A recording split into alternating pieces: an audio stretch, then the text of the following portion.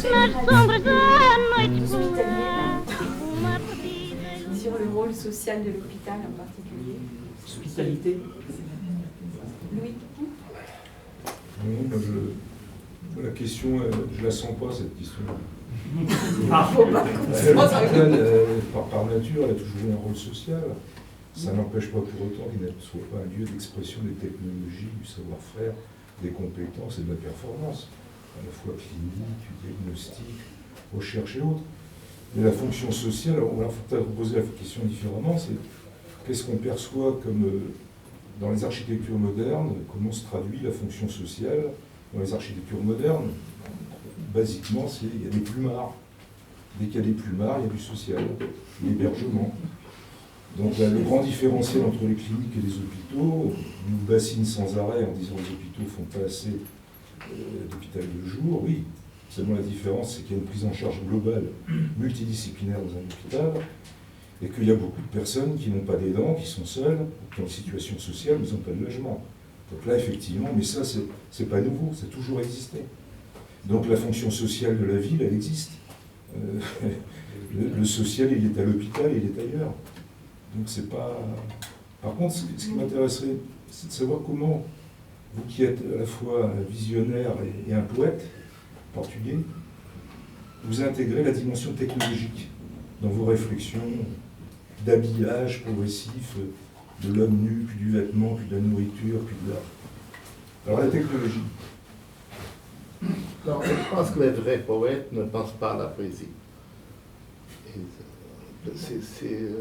Par exemple, Pessoa, un grand poète portugais, il allait à un café, on a des photos, il écrit, il a une table de marbre, c'est très facile à découvrir quelle était la table parce que on voit les dessins, j'ai essayé de trouver la table, j'ai mis la main et je n'ai pas entré pour la poésie. Alors, il écrivait pour qu'il avait nécessité d'écrire. S'il y a la conscience, si ça s'y à dire, je vais écrire la poésie, c'est la première condition qu'il n'y a pas de poésie. C'est comme un architecte qui fait, dans un paysage très beau, je vais faire une œuvre très, très bien intégrée. Alors, on ne peut pas donner ces adjectifs. Je suis contre l'architecture adjectivée, parce que c'est toujours un alibi de la médiocrité. L'architecture, c'est l'architecture, il faut la faire bien. Et après, si elle est bien, les gens, ils entrent et sont heureux. Et ça, c'est mon obligation. Si je commence à dire, je dois être sociologique, la politique, l'idéologie, l'économie, etc. Technologie. Du point de vue technologie, on travaille avec des équipes. Je ne peux pas, avec ces complexités, contrôler tout. À mon avis, le futur, c'est des équipes intégrées. Je racontais que je travaille pour l'UNESCO dans une centrale de production d'électricité qui a été interdit de le faire à cause du patrimoine du vin de Porto. Et je travaille, c'est le projet qui m'intéresse plus, très bien intégré avec les géologies qui m'expliquent. Tu ne peux pas couper la pierre là, comme ça, passer parallèle à des classes et la pierre tombe. Il faut la couper comme ça. Alors si je coupe comme ça, il y a une certaine forme. Après, ils entrent l'ingénieur pour faire la forme. Ils disent, l'arc c'est mieux pour soutenir, papa. Après, j'ai besoin de lumière, il faut faire un lucernaire, on dit lucernaire. Alors, on travaille en équipe. Et chacun, ce n'est pas un spécialiste complètement schizophrénique, comme il y a beaucoup, comme les architectes, qui, par exemple, un exemple sans faire. Les acoustiques sont, ils voient toujours le son. Même, tous les matériaux sont pour le son. Après, ils arrivent l'air conditionné, toute la salle, c'est plein de grilles. Peut-être c'est parfait l'air conditionné, mais c'est horrible, tout grillé. Alors, il faut contrôler un peu. On travaille en équipe et on arrive à un équilibre. Ça. Et la plus grande, les sons, c'est l'histoire, parce que la plus belle architecture, c'est soutenable, c'est l'architecture ancienne, vernaculaire. Il y a bien le climat, les matériaux culturels, il n'y avait pas des experts là. C'était la sagesse du temps, génération en génération. On ne peut pas la copier, sinon on devient ridicule. Mais il faut la comprendre, à mon avis, dans l'esprit et le concept, comment ils font avec, et nous, avec ces technologies et les matériaux, comment on peut faire la nôtre architecture, entre guillemets, vernaculaire aujourd'hui. Parce que sinon, c'est un désastre. C'est gris.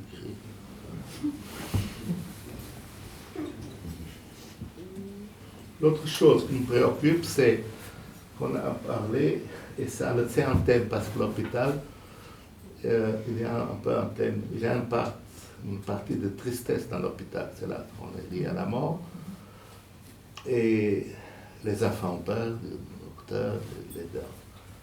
Et après, il y a cette tentation démagogique et facile de faire le contraire.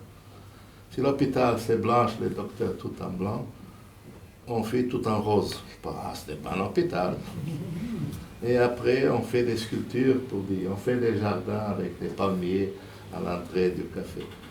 Et maintenant, chez nous, il y a un peu cette démagogie de ne pas faire la chose elle-même, l'hôpital bien, l'école bien, avec les experts qui répondent à la fonction, mais c'est cette fausse atmosphère d'oublier qu'on est dans l'hôpital. Et ça, c'est un des causes qui provoquent la médiocrité, un peu l'environnement contemporain. Les gens ont, je ne sais pas dire en français, vergüenza. Honte. Hein? Honte. Honte. Les gens ont pas honte de faire les choses comme elles doivent être. Et ça, c'est un peu... Par exemple, les architectes, ils se dédiquent à toutes les choses. Ils sont photographes, ils aiment les voitures, ils aiment la Porsche, ils aiment le cinéma, ils écrivent. Et les fenêtres. Et qui décide les fenêtres?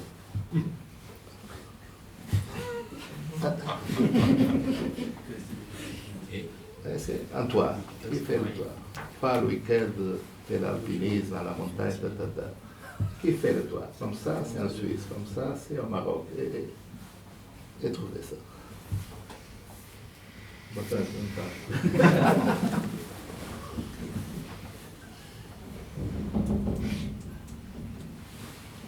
Je suis aussi directeur d'hôpital. Ça rejoint un petit peu ce que j'avais envie de dire à propos de la question que je comprends très bien sur le cinéma dans l'hôpital. C'est une question super intéressante, mais c'est pas l'hôpital, quoi. Et puis, il y a une autre tentation derrière ça, c'est tout à l'hôpital. L'hôpital, c'est le monde. On est comme un résumé du monde. C'est une tentation assez totalitaire, quelque part. On a nos écoles, nos cimetières, nos reproductions générationnelles, tout se passe à l'hôpital. C'est un peu... Il y a une vision à la fois d'ouverture, mais aussi de fermeture dans cette réflexion-là. Donc je ne dis pas qu'il ne faut pas faire de cinéma dans l'hôpital. Il faut faire de l'autre côté de l'arbre. Je ne suis surtout pas en train de dire qu'il faut être dans le cube avec les grilles et tout, là. Mais je pense que c'est très ambigu comme demande. Et ça demande une explicitation. La question centrale, ce n'est pas avoir ou ne pas avoir. En tout cas, venant d'un directeur d'hôpital, c'est suspect. Chacun son dada. C'était peut-être une boutade. Chacun son dada. Non, mais je vise personne, je ne sais pas de qui tu parles. Si. Il y a aussi, je voulais dire que l'hôpital répond finalement à un modèle d'offre de soins et un modèle culturel. Alors c'est pas... Ici, il y a des grands hôpitaux et dans d'autres pays, l'échelle est beaucoup plus petite parce qu'il y a d'autres dispositifs. Ça veut dire que la taille, la forteresse, ça dépend aussi du milieu culturel qu'on y trouve. Parce qu'il y avait aussi l'aspect hôpital, santé et culture, et je pense que la culture d'offre de soins marque beaucoup le modèle d'hôpital et aussi la relation avec les architectes. Je ne veux pas être avec une déformation professionnelle, mais qu'en architecture, elle est beau et agréable. Pour une chose, elle marche bien pour les autres. J'ai cette impression, je ne peux pas être prétentieux. Mais par exemple, on fait le monastère avec une règle très rigide. Sangale, toutes les ordres. Puis après, on faisait des modèles qui ont été divulgués, diffusés dans toute l'Europe. Les monastères, par exemple, de Cister au Portugal, sont toujours les mêmes. Les dispositions, implantation, pas en haut, pas en bas, au milieu, les canaux de l'eau, le croisement, sud, nord, le cloître, église, hôpitaux, avec chaque forme pour répondre à une fonction. Extinction des ordres religieux au Portugal. Tout ça marche très bien. Hôpitaux, tribunal, école, c'est un mystère.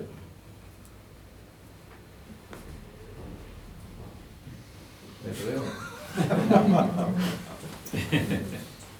Alors, ce que je dis, c'est par exemple, avoir le cinéma. On parle du cinéma, pour moi, ce n'est pas un problème. C'est le directeur de l'hôpital dans le cinéma, très bien. Mais ce qui est de ma responsabilité, c'est que quand le malade est dans le lit, qu'est-ce qu'il va voir? Quand il va aux toilettes, s'il a la lumière naturelle ou non. C'est agréable. Et ça, je suis responsable pour ça. Je ne suis pas responsable pour seulement les choses que je peux le faire, ou que je suis obligé à faire, mais je suis responsable un peu pour les choses que je devais faire et je n'ai pas fait. On dit comme ça. Alors, et c'est ça le problème de la qualité de l'architecture. Notre problème, sur l'eau, quand on fait le café, ça c'est ouvrir la porte, ou la clé. Mais les principes bases que sont le métier, le mur, la fenêtre, la porte, le toit, l'échelle, ça c'est nous qui seulement qu'on peut répondre, parce qu'on paye pour nous répondre bien. Le seuil aussi. Oui. Le seuil, c'est le passage de public au privé, c'est-à-dire de rentrer dans un hôpital, quand même, je pense que j'ai l'impression qu'on a besoin d'être rassuré. Et ça, l'espace architectural, l'architecte, il peut travailler là-dessus. Sur le fait que quand on rentre, on n'est pas stressé, on n'est pas angoissé, malgré les problèmes qu'on a quand on y va. La lumière, les grands halls, l'accueil, tout ce qui se fait là, le fait aussi de comprendre comment tout ça fonctionne, de voir qu'il y a des marchands de journaux, qu'il y a autre chose. Je pense, j'ai l'impression que c'est quelque chose qui rassure, qui aide à affronter l'événement, le fait qu'on rentre dans un hôpital. Non? Oui. Je suis d'accord. Mais je fais une critique à mes collègues, ou à la discipline maintenant. Par exemple, on ajoute beaucoup de choses à l'architecture, parce que l'architecture c'est un peu oublié. Et après on dit, on fait des jardins, on met du verre, on met des tomates dans la terrasse, des choses qui sont très à la mode, l'énergie, tout ça, très bien. Mais ce sont des choses qu'on ajoute à l'architecture. Mais parce qu'elle est faible. Et à mon avis, il faut penser un peu plus à la qualité de l'architecture elle-même et oublier un peu l'animation, toutes ces choses. Parce que les belles villes n'ont pas besoin d'animation. La Torre Eiffel est animée pour elle-même. Ils parlent pour nous, là, ils n'entendent pas du tout. Ok, excusez-moi. Pour les architectes, pas de... Est-ce qu'il y a une question d'architecte, hein, on a des architectes renommés, célèbres, talentueux dans toute la salle. Je suis sûr qu'ils ont quand même une question qu'ils aimeraient poser. Eduardo, une question d'architecte. Ah, vas-y Jean-Pierre. Eduardo, on sait bien qu'en tant qu'architecte, il n'y a pas de grands exemples dans les formats contemporains, un peu plus dans l'architecture moderne, des ouvrages d'architecture qui soient des ouvrages hospitaliers. On sait que dans la Renaissance, Philadelphie à Milan, partout, les couvents, tout ça, ça faisait que l'architecture était présente. Maintenant, si on devait citer quelques grandes œuvres, pense à Le Corbusier à Venise qui n'a même pas pu construire son hôpital, est-ce que la machine à soigner est devenue tellement complexe, tellement technologique, que le fait de dire il y a de l'architecture n'est pas simple désir de design qui ne peut pas aller contre la force et la rationalité que l'hôpital a besoin, parce qu'il va soigner d'abord, il va d'abord soigner.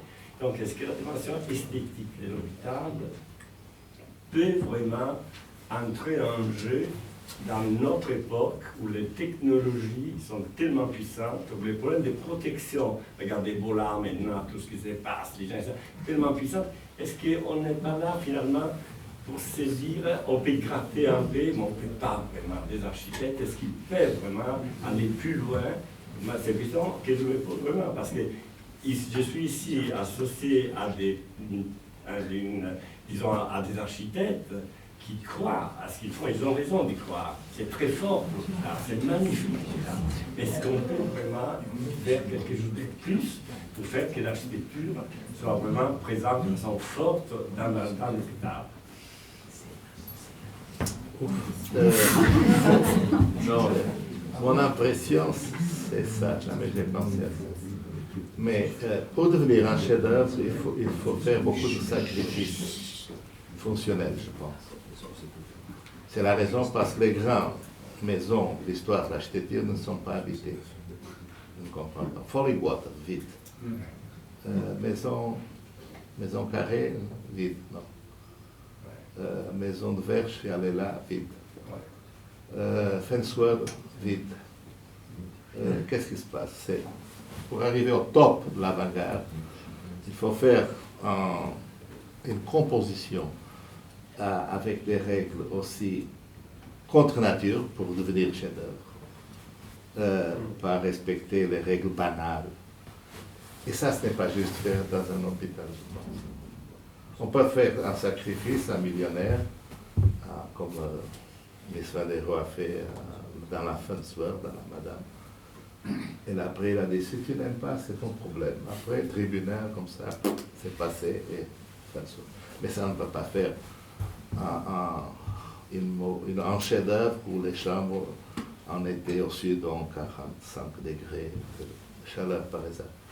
Alors, à mon avis, ce n'est pas juste faire un sacrifice pour une machine aussi fonctionnelle qui doit répondre à une fonction très claire. C'est la santé. Après, on ajoute d'autres choses. Mais on ne sait pas. Par exemple, pourquoi j'ai vu hier, non, avant-hier, à l'exposition à Madrid, de Corbusier, la maquette de l'hôpital de Venise. Et merveilleuse. Merveilleuse, la maquette, l'hôpital, les façades avec les photos collées. Il n'est pas construit, peut-être il est demasiado, c'est trop beau, trop bien dans le point de vue artistique. Ce n'était pas une machine de répondre comme un hôpital doit être. Parce qu'il est complètement magnifique. Magnifique. Mais pourquoi on n'a pas bâti ça? Ils ont eu peur, à mon avis. Et on arrive à faire des aéroports qui sont quand même des machines aussi. On ne doit pas arriver à faire des hôpitaux qui soient magnifiques.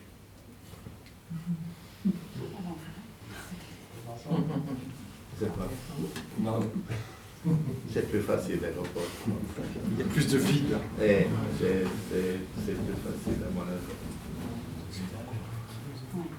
Mais il y a par exemple, je connais l'aéroport de Saline de IWI à New York. Il vient dans tous les livres l'histoire de l'architecture. Mais comme aéroport ne marche pas très bien, cette rampe avec le relais, mon Dieu. Alors c'est bien pour l'histoire, mais Pas l'usage. Oui, c'est un peu bizarre.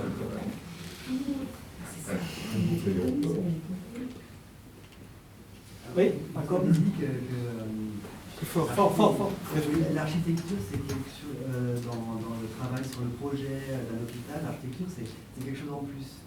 D'abord, il faut satisfaire à des besoins, et au bout de la 40e maquette, on a quelque chose en plus.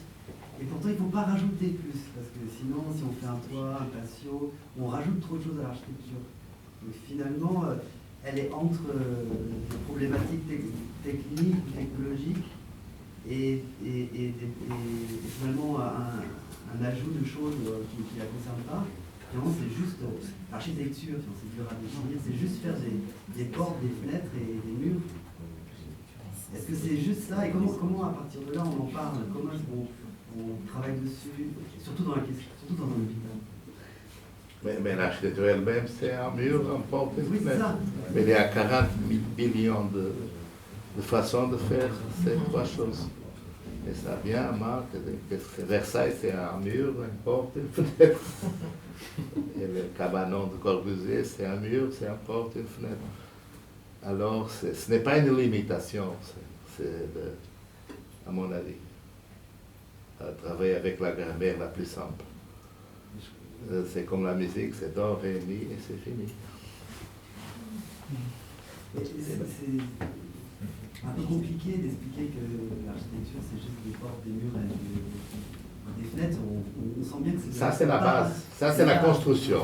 Une chose, c'est la construction. Il ne faut pas en rajouter, c'est ça. Et je trouve la force de la formule, c'est qu'il ne faut pas en rajouter. Il ne faut pas non plus s'immiscer dans la technique. Donc tout est contenu finalement, tout est contenu dans cette porte, cette fenêtre, ce mur. Et c'est là aussi où elle prend sa beauté. C'est là où...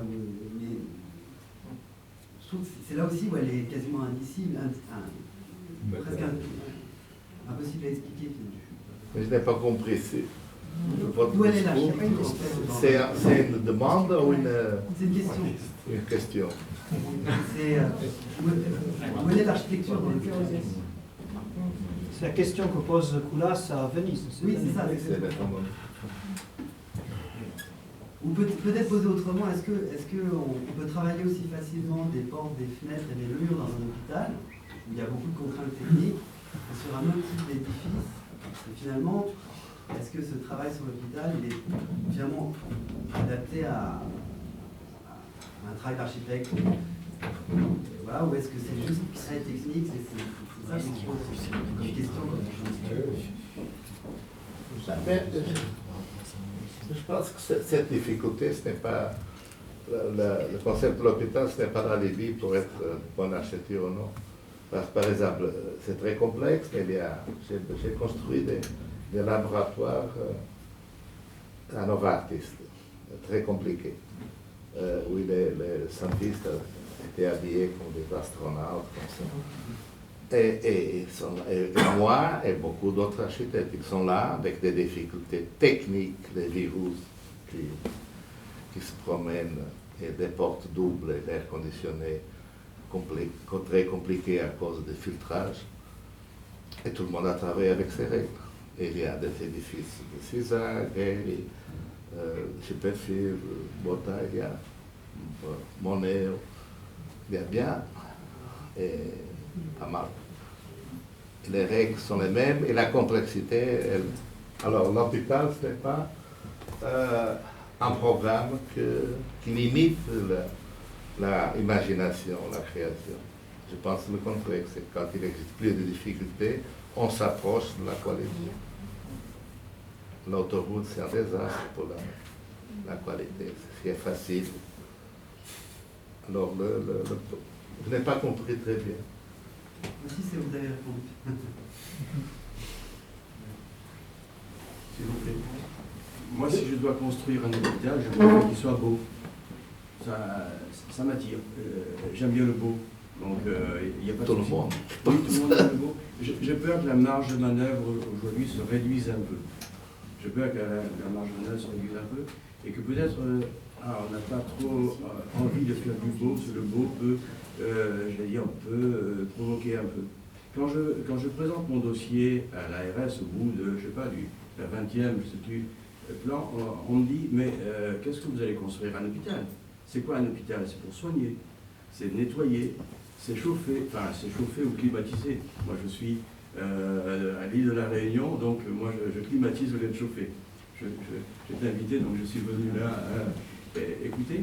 Donc, aujourd'hui, on me dit, l'hôpital est hyper technique aujourd'hui. Donc, on oublie l'architecture, on oublie ce volet-là. Moi, j'essaye de le rendre quand même, j'essaye de ne pas l'oublier, mais l'ARS me rappelle, ça aura un coût. Il aura un coût, et donc on ne valide pas si vous faites vraiment comme vous le souhaitiez. Donc j'ai peur vraiment aujourd'hui que les marges de manœuvre se réduisent. Et pourtant, il faut quand même je veux dire, rajouter un peu. Je ne vais pas faire quelque chose de banal, malgré tout. Comme vous avez bien dit, quand on rentre, on veut oublier quelque chose. Excusez-moi, je je veux sais pas. faire cette transition-là.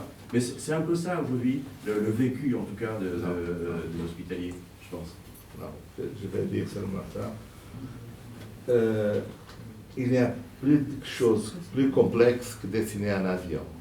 Le Mirage, c'est un des objets plus complexes qui existent.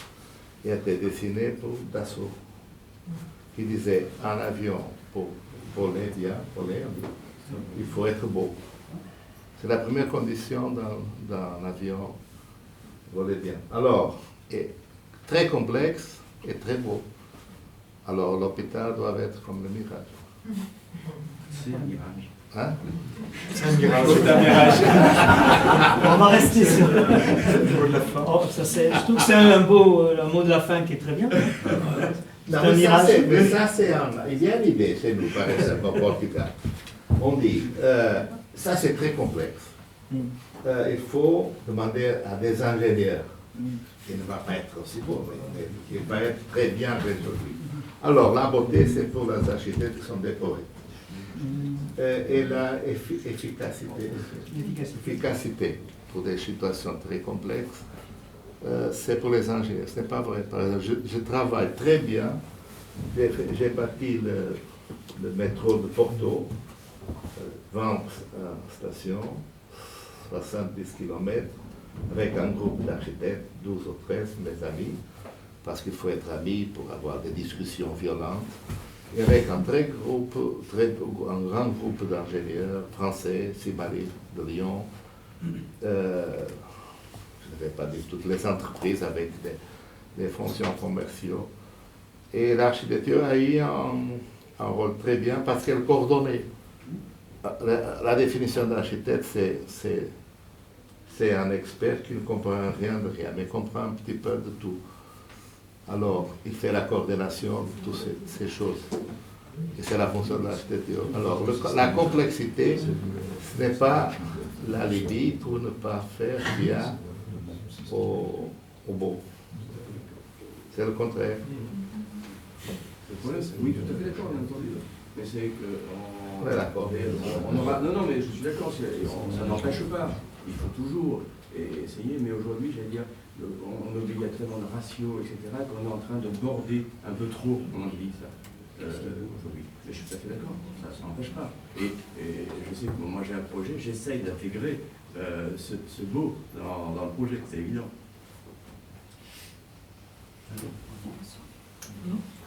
Pour moi, c'est bien.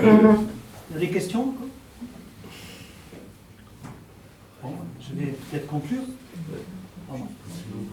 Je vais conclure quelque chose que je vais peut-être dire au début, c'est-à-dire qu'au départ, à ce rendez-vous, il devait y avoir donc deux autres invités qui devaient dialoguer entre eux. Ils n'ont pas pu venir pour des questions diverses, tout à fait justifiées d'ailleurs. Le prochain rendez-vous également avec le professeur Verru, il sera reporté parce que le professeur Verru a été mis dans un jury de concours sur lequel on est, donc on ne le savait pas, donc il a su maintenant, les prochaines. Donc pour le moment, pour le prochain rendez-vous, est reporté sine die jusqu'au moment où on aura une bonne idée d'inviter, je pense, en fin d'année, début d'année prochaine. Début d'année prochaine. Voilà. Là, je veux rester à vous remercier tous d'être venus là, sinon, puisque ça me plaît, c'est agréable de remercier Eduardo d'être venu.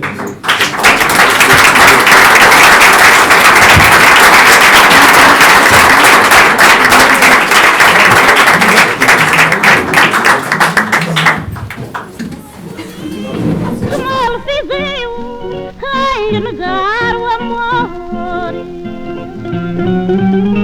que o pobre louco procura nas sombras da noite escura, na sua tão negra dor.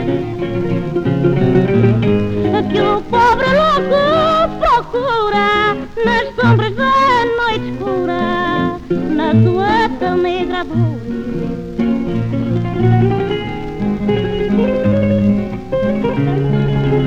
Thank you.